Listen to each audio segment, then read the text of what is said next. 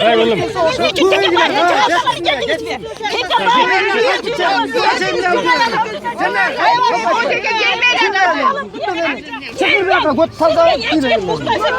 O kadar.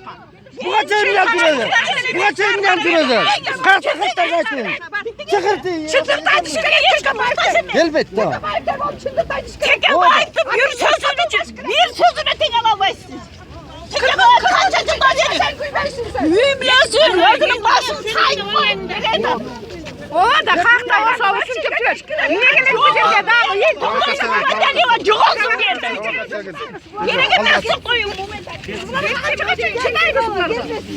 Kızı kırıcının içine ondan kamalı otursa geliyor. Böyle yıkılıyor oturan. Var kuyumcularınız. Bir olmaz. Çocuklar önünde oynuyor.